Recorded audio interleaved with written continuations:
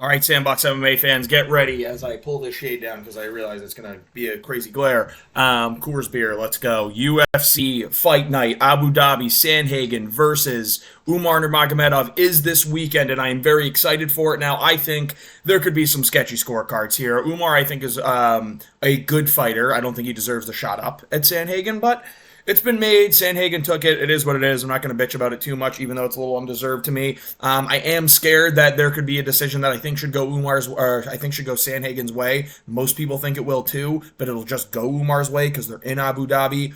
Scares me a little bit, but we're going to get to that fight later on. I was trying to use ESPN to use this, and the website just absolutely screamed on me. My computer locked up twice in the middle of that video, so we're redoing it here. And we're going to the UFC website, not Disney ESPN, because they're watching me, I guess. But we're going to get right into it. And I am on the wrong thing. Here we go. And I'm going to Amsterdam this weekend. So I'm trying to run through this because I got to leave the house like very soon. But we're going to start with Cedric Dumas versus Dennis Tululin. I'm going underdog. Dennis Tululin here is a plus 180 underdog. I don't know why they're not showing the odds. But that's okay. Here we are. Yeah, not showing odds. Unbased UFC. I'm going Dennis Tululin because while Cedric Dumas can get a takedown, Dennis Tululin only gets subbed, and I don't think Cedric Dumas has subs. Like, he's not. I just don't think he has subs, and like he might have a guillotine, but I don't think he's gonna jump guillotine on Dennis Tululin because Dennis Tululin's not shooting a takedown. I'm gonna go with Dennis Tululin here to win a decision. I'm sorry, not a decision. None of his fights go to decision. I think he's gonna break Cedric Dumas in the second round. I think his striking is cleaner, it's more technical, and I think Cedric Dumas is gonna try and stay on the feet and shoot takedowns when he realizes that he can't win the fight on the feet. And I think Tululin is going to beat him up in the first round. Cedric Dumas is getting a takedown but they're going to score it to damage over control. And then round two is going to come around. Cedric Dumas is going to be shooting for his life, but he's going to get exhausted, fail these takedowns, and Dennis Tululin, who can't stuff a single takedown, is going to find a way to stuff these, and then end up beating up Cedric Dumas on the feet and finishing him in the end of the second round. So I'm going with Dennis Tululin by TKO, the end of round two. Cedric Dumas cut after this. Rolando Bedoya versus Jai Herbert, two strikers. Rolando Bedoya just lost to Sandhagen and Chaos Williams back-to-back. Now, I do think the Chaos Williams fight, he could have won. He looked very, very good in that Chaos Williams fight, but then he looked pretty bad against Sandhagen. Sandhagen can be tricky. Jai Herbert also likes to strike, and I think he's a pretty technical and talented striker, but he can also work the clinch game. He has found ways to lose fights due to boredom, but he ended up drawing Ludovic Klein, and I think Ludovic Klein is a super talented prospect. One of the really dangerous guys outside of the rankings. And I think Jai Herbert drawing him is a good sign. And I think Jai Herbert's going to be able to outpoint Rolando Bedoya here by being able to mix in the clinch, in the knees, in the kicks. Where Rolando Bedoya is going to throw low kicks. I don't think he goes up as far as the body or the head with the kicks, but he's going to try and box and low kick. And I think Jai Herbert's going to be hip to that. I think he's going to be able to land elbows in the clinch. I think he's going to be able to land knees. I think he's going to be able to land high kicks. And I think he's kind of going to piece up Rolando Bedoya to a 30-27 unanimous decision here. So I'm going Jai Herbert to win a 30-27 unanimous decision. Moving on to Victoria Dudakova versus Sam Hughes. Not going to take too much time on this one. I am going with Victoria Dudakova. Overall better fighter, overall more talented striker. Sam Hughes beats Cans, and I think Victoria Dudakova is no special fighter, but especially being in Abu Dhabi where the decision's probably going to go her way if it's even close, I think she is just going to outclass Sam Hughes, though. So I think she's just going to outstrike her on the feet. Sam Hughes is going to try for a little bit of clinching, but doesn't land much damage in the clinch. You can see Dudakova landing knees. And I do think Dudakova is going to win this fight via 30-27, 29-28 unanimous decision. Garam Kudaleze versus Jordan Vucenic. I'm going with another underdog here, and I'm picking Jordan Vucenic. I think Jordan Vucenic is going to win this fight. I think he's going to... I think Garam Kudaleze is actually really good, but he showed he can lose some of these fights, man. Like, he can lose these fights, and I see worlds in which he does. Jordan Vucenic has fought really good talent in Cage Warriors. He lost to Paul Hughes, but honestly, Paul Hughes is really, really good, and he went to a decision with him. I think they fought twice, too. Garam Kudaleze got broken by Elvis Brenner. And he's also had his opponents mix up on him the past couple of times he's been booked to fight, and I think that can be a lot to deal with.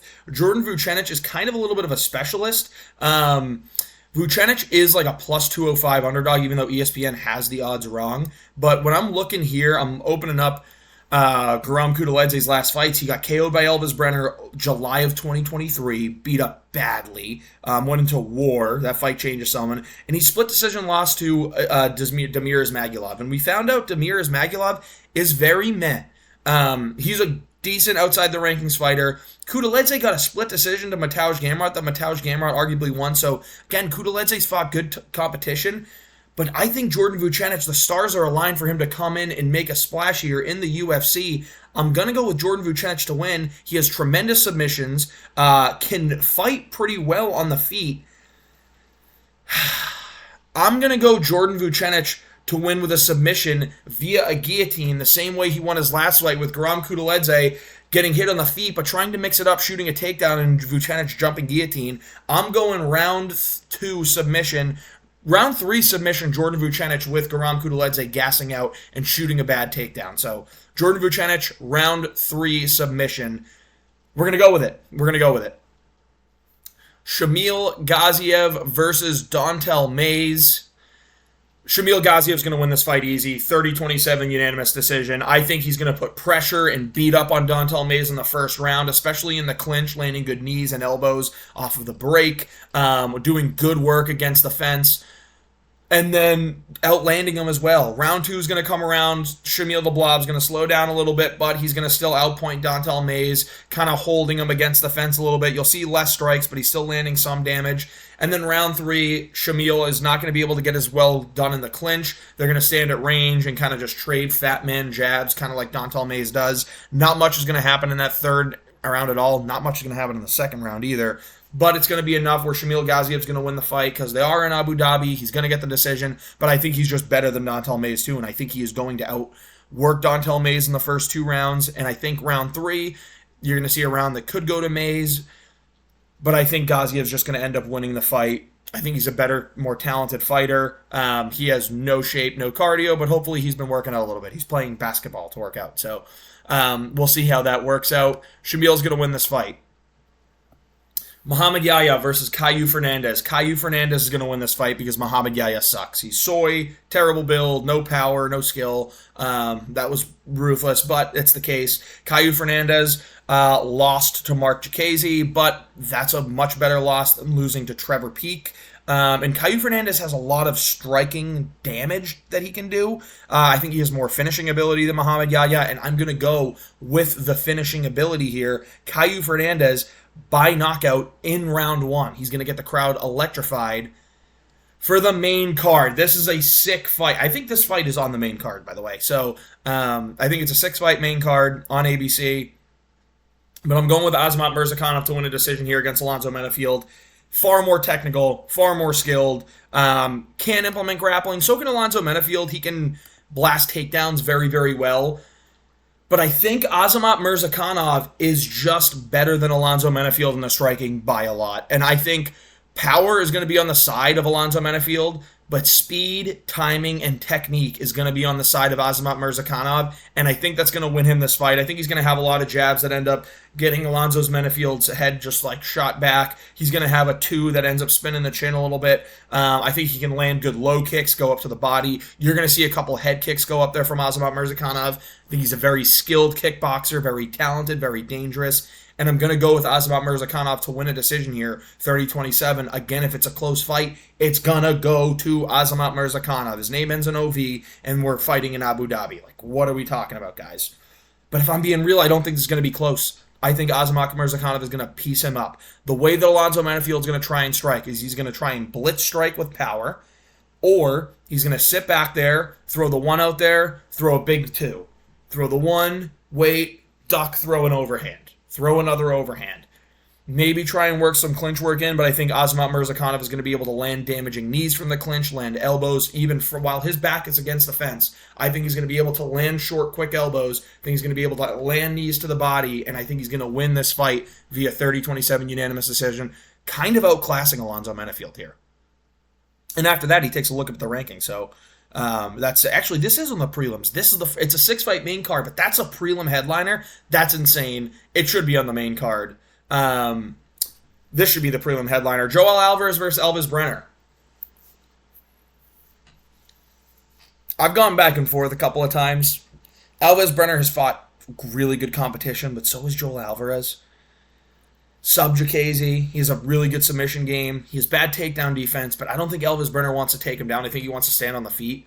And as long as Elvis Brenner can stuff takedowns of Joel Alvarez, I think he'll break Joel Alvarez. I like the activity of Elvis Brenner. I like the fact that he's going to a decision with Meidelbeck Orwine. Not getting finished by him. Was able to get taken down, yes, but I mean, he's been training wrestling because he's fighting Meidelbeck Orwine. He's fighting Guram Kudeledze, and he broke Guram Kudeledze. He knocked out Kajan Kruszewski as well, so he had 2 knockouts, and then he lost a submission to lost a decision to Meidelbeck Orwine. That was, the rounds were getting close there in 2 and 3, and Meidelbeck just was holding him down on the ground. I don't think Joel Alvarez is going to be able to do that, and I think Joel Alvarez is a very talented, skilled fighter, but I think Elvis Brenner might be tailor-made to beat him here, and I'm going with another underdog in Elvis Brenner. I think he's going to win this fight, so we got another underdog here. I went Vucenic big underdog, I went Tululin big underdog, and then I'm going Elvis Brenner underdog. I wouldn't say he's a big underdog. I wouldn't say he's a slight underdog either. He's like plus 135, plus 140, so he is an underdog. Slight underdogs are like the Lupi Godinez, who's next, is like plus 10.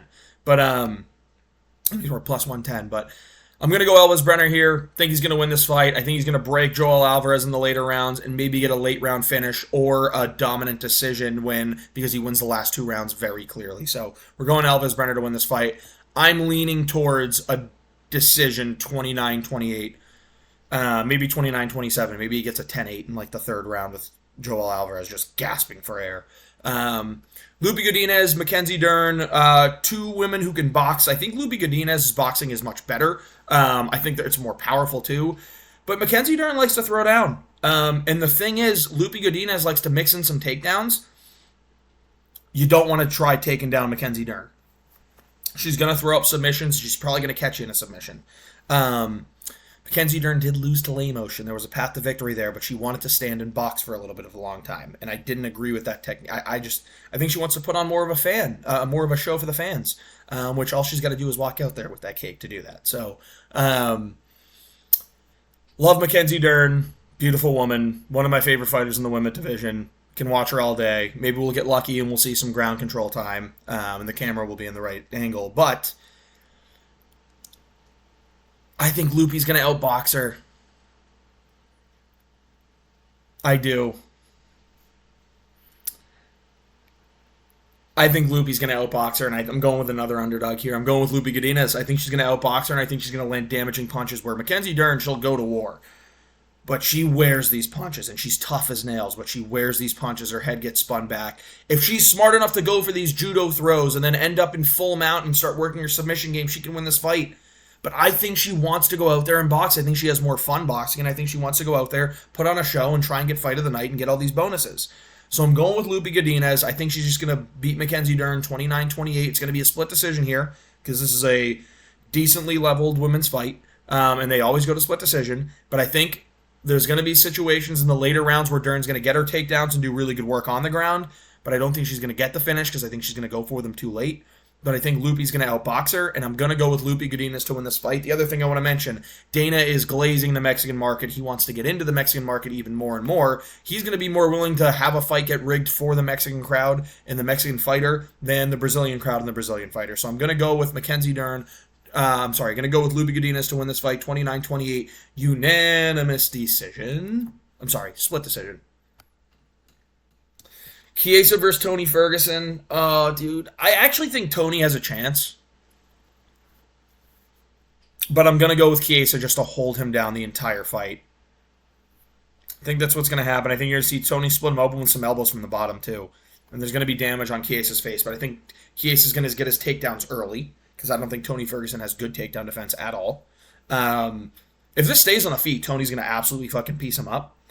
But I think Chiesa's going to test it out for like 30 seconds, get hit hard by Tony once, and go, yep, I'm shooting. And he shoots the takedown, gets the takedown. Now, Tony can sneak a Darce. on Michael Chiesa because he gets darsed all the fucking time. I think he's only training to defend Darce chokes at this point now. Because if he's not, he's dumb, he's stupid. You need to train to just defend the Darce chokes. But I think he's going to be defending the Darce chokes only. I think he's smart enough to do that. I think he's going to get his takedowns, get to half guard, and just camp. Land a little bit of ground and pound, try and throw up some submissions, but win this fight in a super boring way. I think you'll see in the third round, Chiesa maybe tires out. Tony's going to start walking him down. Going to win the third round even. But I'm going to go with Chiesa to win this fight. And you want to know something? If I lose this on predictions, I don't give a fook. I would love Tony to win this fight. And I think he has a chance. These odds are disrespecting Tony like crazy. I might even sprinkle money on Tony. But I think gun to my head prediction, I'm going Chiesa to just out-grapple the fuck out of him. Davison Figueiredo versus Marlon Chito Vera. So how many underdogs have I picked so far? 1, Loopy. 2, Brenner. 3, Vucenic. 4, Tallulah. I might want to change my Vucenic pick, but I'm going to fucking ride with it. Fuck it, guys. I'm a hardcore. But Figgy's going to win this fight, guys. Chito Vera is such a slow starter. If this was 5 rounds, I'd like Chito Vera's ability a lot more. But I don't think Chito's good at defending takedowns.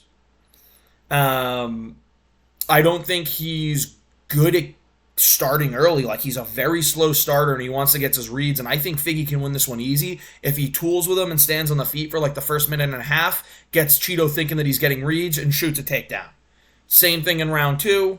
And then round 3, just shoot the takedown right away. It's going to be the easiest path to victory. I think 30-27, Davison Figueiredo is going to get his takedowns, win in the wrestling, land good ground and pound, start threatening with submissions, but I think it's going to be the ground and pound that wins him this fight and the control time. I'm going with Figgy to beat Marlon Chito Vera. I think he's overall more skilled than Marlon Chito Vera. I think Chito loses to everyone he fucking fights. But he beat O'Malley once, kind of, with a lucky perennial nerve kick. So he's getting all the hype because he's a crazy dude. He beat, Dominic Cruz via a 4th round knockout when he was getting pieced up. Rob Font, he was getting pieced up, but he would get his knockdowns at the end of the round and win the fight. And Rob Font wears damage horribly.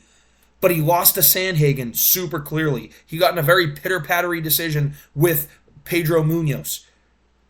Figgy's going to fight way better than Pedro Munoz. And they're the same frame. So I'm going to go with Figgy. Get up in his face with the boxing, and then land his takedowns. I don't think Chito's going to land one of those head kick knockouts. Figgy's going to win a very easy, dominant fight, 30-27 here. Michal Oleksiejczuk versus Sharabustin Magomedov. Michal Oleksiejczuk got his arm dislocated 2 months ago on UFC 302 on June 1st by Kevin Holland. But you know what else he did in that fight? He knocked Kevin Holland down. He's got crazy fucking power, dude. Crazy power, terrible skill with the grappling. Terrible grappling. But Shara Magomedov isn't a grappler. And we're waiting for Shara Magomedov to get fraud checked. I can't believe they set up this fight with Michal Oleksiejczuk because I think this is a very dangerous fight for Shara. I think if it goes to decision, that means Shara's just outpointing him with the kicks. But Shara's boxing's not that good. From what I've seen so far in the UFC, I'm not overly impressed with his boxing. He's fast. But he uses his kicks to win these fights. And he can get pushed up against the fence. And Michal Oleksiejczuk is very good at pushing people up against the fence, which is what takes away kicks. And Shara's not going to shoot takedowns to get off of him. And I think Michal is just going to march forward, throw the one overhand left, left hook, 2 to the face, check hook. He's going to land powerful shots. I think Michal Oleksiejczuk is going to outbox Shara Magomedov, and I think he's going to clip him, and I think he's going to knock him out in the first round. I'm going Michal Oleksiejczuk with a crazy first round knockout. Now, the other way I see this fight going, Shara Magomedov throws enough high kicks where Michal Oleksiejczuk is trying to block them all, but he gets his arm shattered again, because I believe it was left arm. And Shara can stand in that orthodox stance and blast the rear kick up top, and Michal Oleksiejczuk can just block it, get his arm snapped, after a couple blocks. But I don't think he's getting chinned. He doesn't get chinned. Shara can do some really good work to the legs and the body, and that's how he can win this fight as well. But I don't think he's got the finishing instincts either, like when someone's on the ground. I don't think he's ground and pounding somebody to victory. I think he's going to knock him out clean on the feet, and someone's going to have to stop the fight. He looked bad against Tricoli. Oleksiejczuk is levels above Antonio Tricoli. And Tricoli was tagging Shara in the first round. And I think Oleksiejczuk is going to walk him down and knock him out with a big overhand left, land, ground and pound with the elbows, and it's going to get stopped. Fraud check time. Shara Magomedov is getting fraud checked. Michal Oleksiejczuk round 1 KO. Holy shit, I'm getting bold with these predictions. Because another fraud check. Now, I don't think Umar Nurmagomedov's a fraud. I think he just is drawing the short straw and getting the Corey Sandhagen fight. I'm picking Corey Sandhagen to win this fight via a round 4 or 5 knockout. If it goes to decision, it's going to Umar. Simple. If it goes to decision, it's probably a closer fight and it's going to Umar. Robbery decision going to Umar. I can see that. But I'm picking Corey Sandhagen. I think he's the more skilled fighter. Like, granted, Umar can win this fight and I will look at all of you and say, dude, I'm fucking wrong. He's the real deal. But what has he done to show you? Get knocked down by Beksat Almakhan and then sniff his crotch for 3 rounds? Knock out Ronnie Barcelos at the age of 36? Like, his wins aren't overly impressive. Take Nate Maness to a decision? Dude, like, he's not this dominant guy through his fights. Like, he's winning the fights dominantly, yes. But he's fought shit. He hasn't fought anyone in the top 15. And now he's ranked 10, and he's going up to fight the number 2 guy, who arguably deserves a title shot already because he beat Chito Vera. He had a busted up arm. He had like a torn tricep and 50-40 forward Rob Font. After that, he went to a good fight. He had a good fight with Petr Yan that he lost, clearly. He destroyed TJ Dillashaw and got robbed. Like, he's fought the top-level competition time and time again. The other thing, Corey Sandhagen training with one of the best game planners in the game, Trevor Whitman. Training with one of the best coaches in the game, Trevor Whitman. Corey Sandhagen has unbelievable cardio. Now, he doesn't have power in the hands. Does not have much power in the hands, but he throws crazy kicks, unorthodox style, switches stances a lot, and I think he can overload Umar's brain with that early and end up catching him with something in the later rounds when Umar starts to get worn out. I think Umar can get tired. I think he will get tired, and I think that's when Corey's going to put the pace and the pressure on. Now, people are saying Umar's an incredible striker. He can strike with Corey. I think we're going to find that out. I think he has crazy technique, but I think the people that you're watching him do it against are absolute fucking tomato cans. Where Corey, he's hard to hit, dude. A really hard guy to hit. And guess what? So what? Umar's going to go to the grappling. Corey Sandhagen has been training nothing but grappling for a very long time. He has improved his wrestling tremendously. Now, we'll see what happens when he gets put on his back, because I don't know how that's going to work, but I think he's going to be able to time knees really well. I think you're going to see him throw some crazy stuff. I think his stance switches, the way he fights, the unorthodox style is going to overload Umar's brain from something that he has never seen before, never fucking trained before. And Umar is going to end up winning this fight, and he might school Umar Nurmagomedov. I'm scared that this goes to the judges' scorecards and Umar gets a robbery decision. I'm very scared of that. I'm going to have a little bit of faith, though. Corey Sandhagen's going to win this fight. I want a late round finish so bad, but I think he can outschool him on the feet, and I think he's going to outpoint him. And you know what? I'm going Sandhagen to win a 49-46 unanimous decision. It's a risky take, considering if it goes to decision, it's going to go to Umar, because that's how the judges are in Abu Dhabi with some of these guys. But if Umar shows us a decent fight and he loses, that's nothing to bat an eye at. He's super young. He's talented. He can work his way back up. But Sandhagen's in his prime, and he's just one of the best fighters right now. People are sleeping on that. Corey Sandhagen's going to win this fight against Umar Nurmagomedov. Thank you for watching. Hope you enjoyed it. I've picked 6 underdogs on this card.